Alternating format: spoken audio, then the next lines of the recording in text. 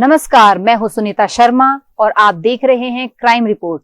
हर रोज एक शोर शराबे के बीच हम लेकर आए हैं वो खबरें जो देश भर को हिला देने वाली है, जहां इंसानियत सवालों के कटघरे में है और कानून की कसौटी पर परखी जा रही है सच्चाई।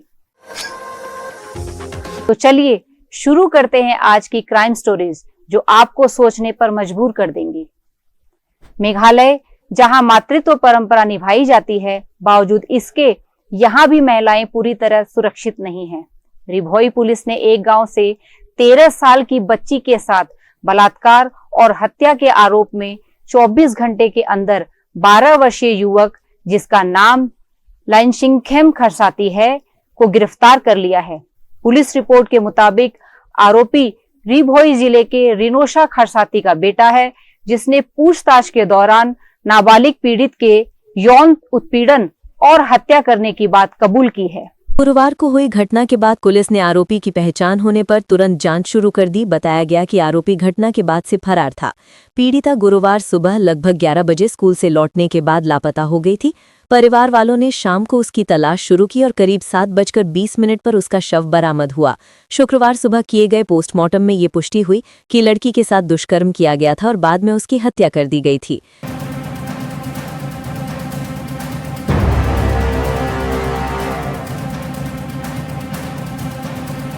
रिभोई रेप और मर्डर केस। रिभोई पुलिस ने रविवार को 13 वर्षीय बच्ची के साथ कथित रेप और मर्डर के मुख्य आरोपी आइंसकेम खरसाती को उस जंगल क्षेत्र में ले गई जहां ये अपराध होने का संदेह है। ये इलाका उमियम पुलिस स्टेशन के अंतर्गत आता है। इस कार्यवाही की निगरानी senior superintendent of police SSP Vivekanand Singh Rathore ने की। उनके साथ जिले के वरिष्ठ अधिकारी और Meghalaya forensic crime scene unit की टीम मौजूद थी। एसएसपी राठौड़ के अनुसार ये दौरा घटना की श्रृंखला को दोबारा समझने और अतिरिक्त फॉरेंसिक सबूत जुटाने के लिए किया गया, ताकि केस को और मजबूत बनाया जा सके। आरोपी को शनिवार सुबह गिरफ्तार किया गया था। पीड़िता का शव शुक्रवार रात बरामद हुआ था, जब उसे दिन में लापता होने की रिपोर्ट दर्ज की गई थी।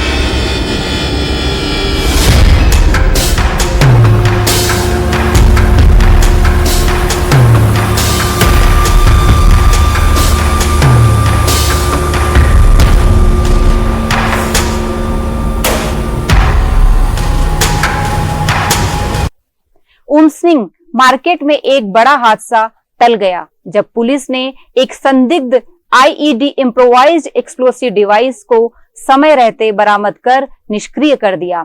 रिभोई पुलिस के एसपी वी राठौड़ ने बताया कि शनिवार शाम लगभग 7:30 बजे पुलिस को सूचना मिली थी कि मार्केट एरिया में एक छोड़ा हुआ बैग रखा है, जो विस्फोटक सामान हो सकता है। तुरंत कार्रवाई करते हुए पुलिस टीम ने उस बैग को मेघालय रूरल बैंक के सामने से बरामद किया। बॉम्ब डिस्पोजल स्क्वाड बीडीडीएस और K9 टीम को बुलाया गया, जिन्होंने पुष्टि की कि बैग में विस्फोटक सामान मौजूद था। उमसिंग मार्केट में विस्फोट की बड़ी साजिश नाकाम। ओमसनिंग मार्केट में एक बड़ा हादसा टल गया जब पुलिस ने एक संदिग्ध आईईडी यानी इम्प्रोवाइज्ड एक्सप्लोजिव डिवाइस को समय रहते बरामद कर निष्क्रिय कर दिया।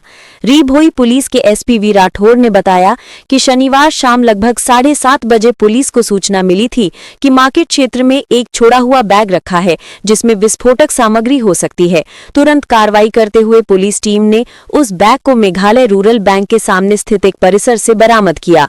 बम निरोधक दस्ते बीडीडीएस और K9 टीम को बुलाया गया जिन्होंने पुष्टि की कि बैग में विस्फोटक मौजूद था।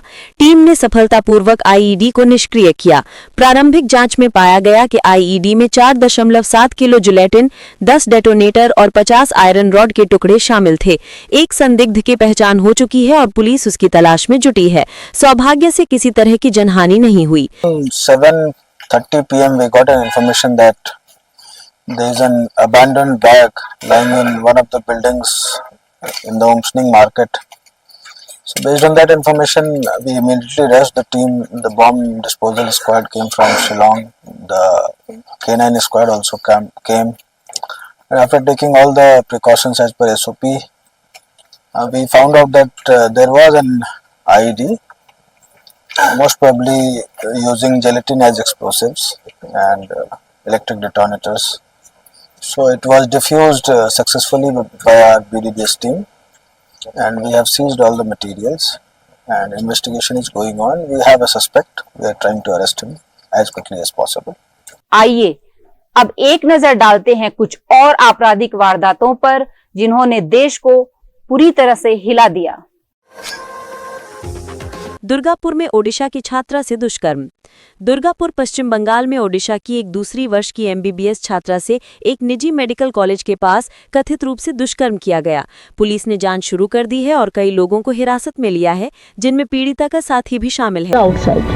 কি বলবো, একটা কথাই বলবো, মূর্খ যদি মূর্খ হয় তাহলে সমাজের এই দুরবস্থাটাই হয়। এখন বলছেন মেয়েরা বাইরে বেরোলো কেন, এরপরে হয়তো কোনোদিন উনি যদি থাকেন তাহলে শুনবো মেয়ে হয়ে জন্মগ্রহণ করেছো কেন। আমি এই পুলিশ মন্ত্রী, এই স্বাস্থ্যমন্ত্রী, এই মুখ্যমন্ত্রীর পদত্যাগ দাবি করছি এই কথার। বেশি রাত হোক কম রাত হোক মেয়েরাও যেমন বাইরে বেরোবে ছেলেরাও তেমন বাইরে বেরোবে। অসুবিধাটা কোথায়? আমরা কি উন্নতি করলাম? কত মানে আদিম যুগে বাস করি না আমরা, এখন যে মেয়েরা সেই অবগুণ্ঠনে ঘরের মধ্যে থাকবে। নারী সুরক্ষিত নয় সে তো 2024-এই আমরা দেখেছি। 9 আগস্টের পরে না হলেও 200 ঘটনা ঘটেছে। মুখ্যমন্ত্রী এত মদের লাইসেন্স দিয়ে রেখেছেন আমাদের এই পশ্চিমবঙ্গে, মদ খেয়ে নাচানাচি করবে ওনার দুর্বৃত্তের দল, সেই জন্য মেয়েরা ঘরে বসে থাকবে অবগুণ্ঠন দিয়ে। এই মুখ্যমন্ত্রীকে আমরা চাই না, চাই না, চাই না, ধিক্কার জানাই একদম। কমছে না, কারণ মুখ্যমন্ত্রী যারা ধর্ষক, যারা এই দৌরাত্ম্য করে, যারা খুনি, যারা অপরাধী, তাদের মাথায় প্রশাসনের হাত থাকে। কোনো একটা কেসে সুরা হয় না, ভিকটিমরা বিচার পায় না, অপরাধীরা সাজা পায় না। প্রত্যেকবার এই ঘটনা ঘটে যাবে, জানে কিছুই হবে না আমাদের। প্রত্যেকটা ঘটনা দেখুন পরপর। ল কলেজে মনোজিৎ কি একদিনে মনোজিৎ হয়ে গেছিল? আরজি করে আমার মেয়ে যখন খুন হয়েছিল তখন সন্দীপ ঘোষ কি একদিনে সন্দীপ ঘোষ হয়েছে? একদিনে হয়নি, 10 বছর 12 বছর ধরে হয়েছে।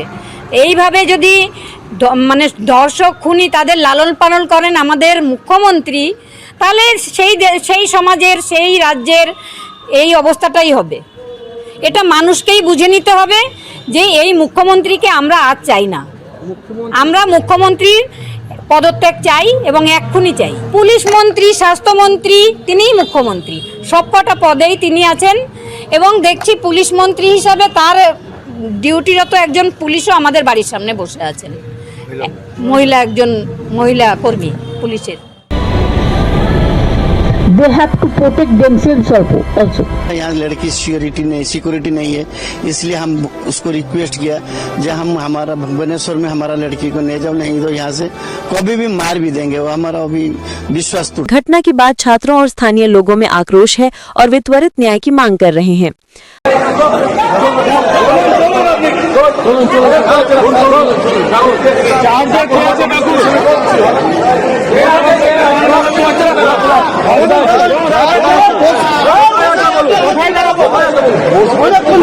কোথায়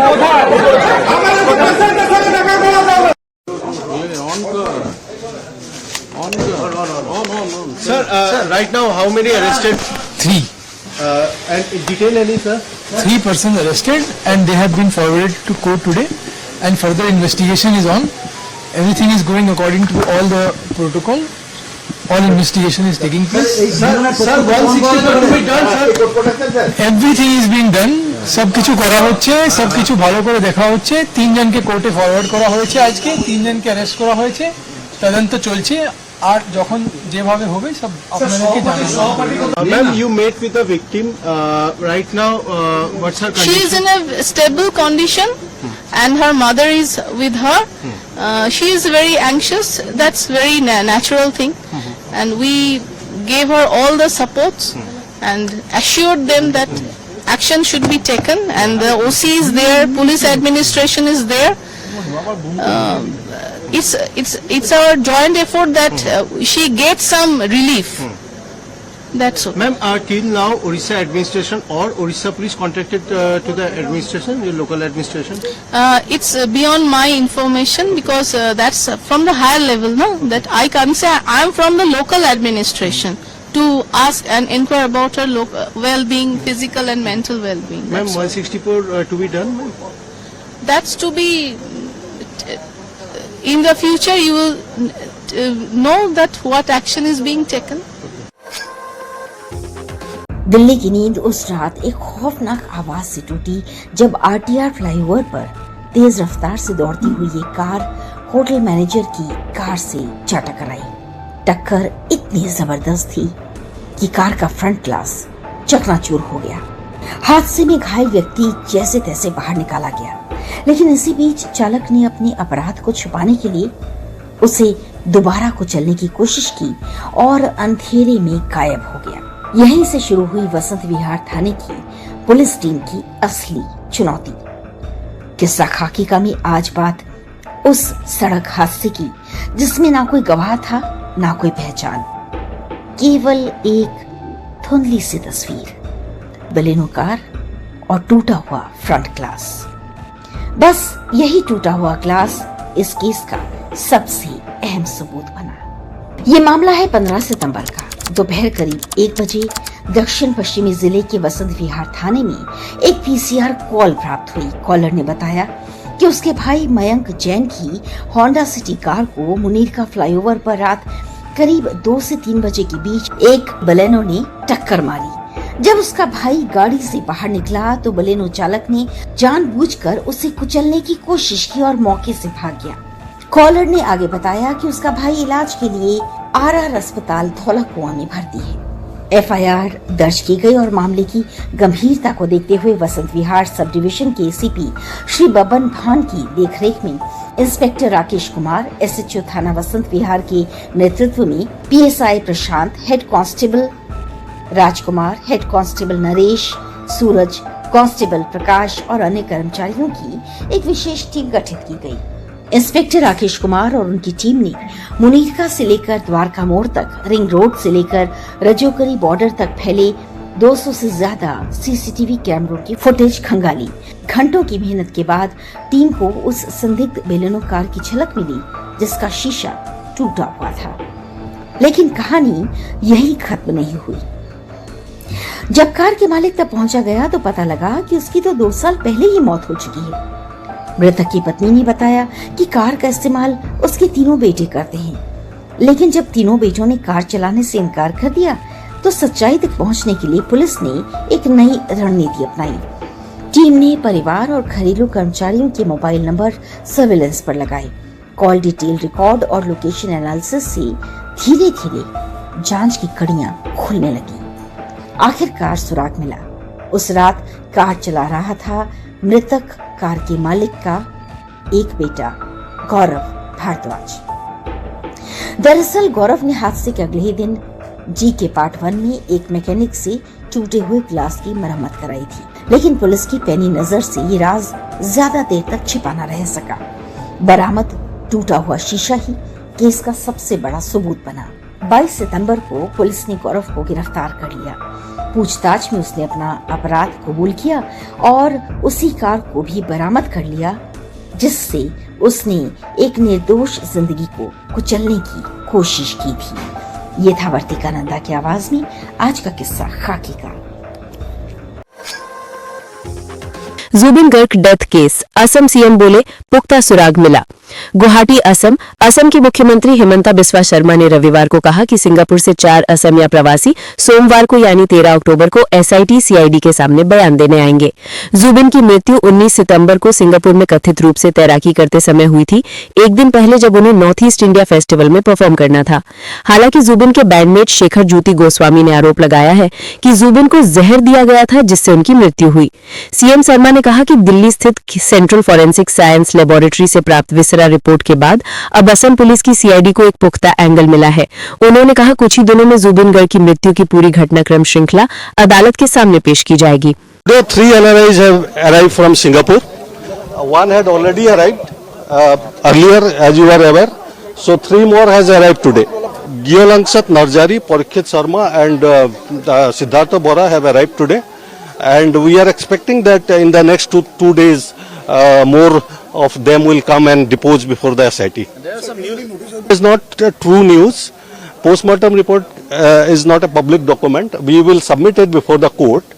So tomorrow at 4 p.m. we have invited a few eminent people from the civil society. We will give them an update that we are giving you now. Only that.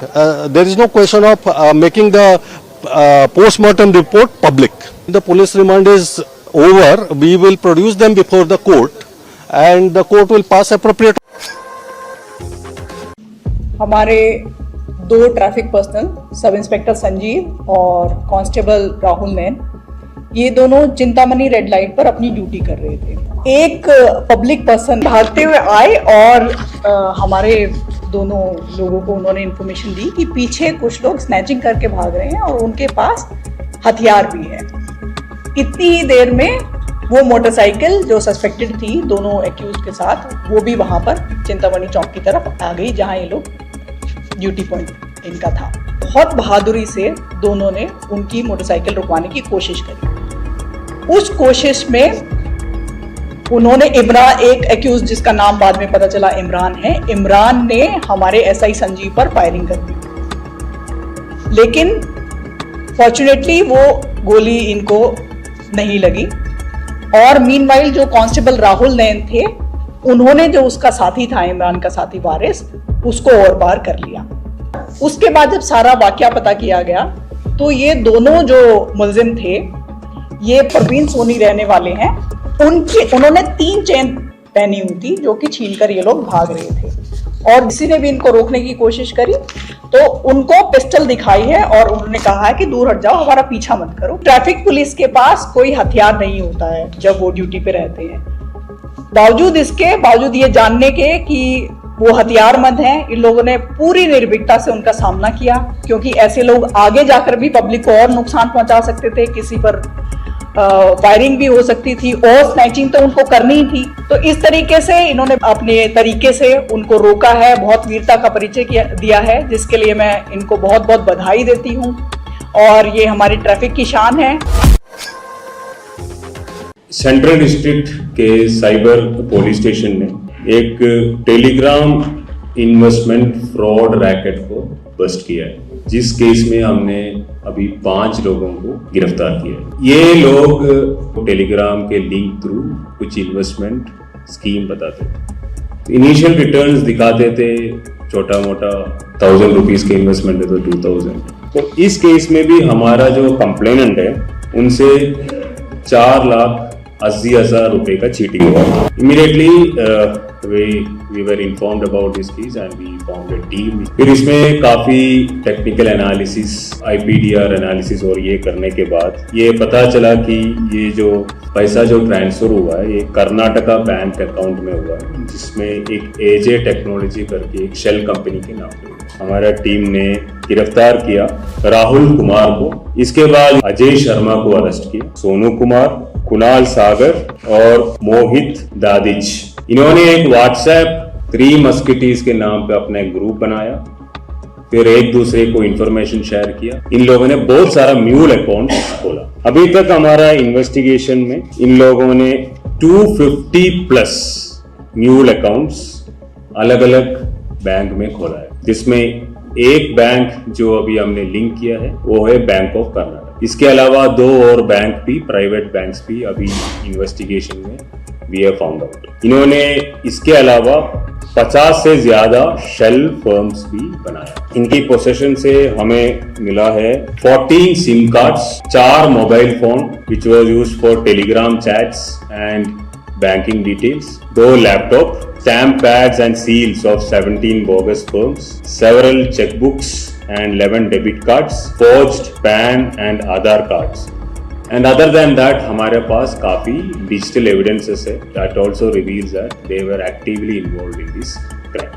इन्होंने बैंक के अंदर दूसरे बैंक एम्प्लॉय के साथ मिलके सारे procedures bypass करके ये जो अदर क्रिमिनल्स है उनको म्यूल अकाउंट्स क्रिएट करने में और कॉन्फिडेंशियल इंफॉर्मेशन और अलर्टनेस देने में सहायता की। As of now investigation is going on. We have still found involvement of another 2-3 people which we are further investigating, and other than the Karnataka bank, 2 private banks का भी हमें link मिला है जिसमें the bank accounts in those banks were also created, so which will all come in the further. अपराध चाहे छोटा हो या बड़ा, असर हमेशा गहरा छोड़ जाता है। हमारा मकसद डर फैलाना नहीं बल्कि जागरूकता बढ़ाना है, क्योंकि सचेत नागरिक ही समाज की असली ताकत है। मैं सुनीता शर्मा, आज के लिए बस इतना ही। जय हिंद।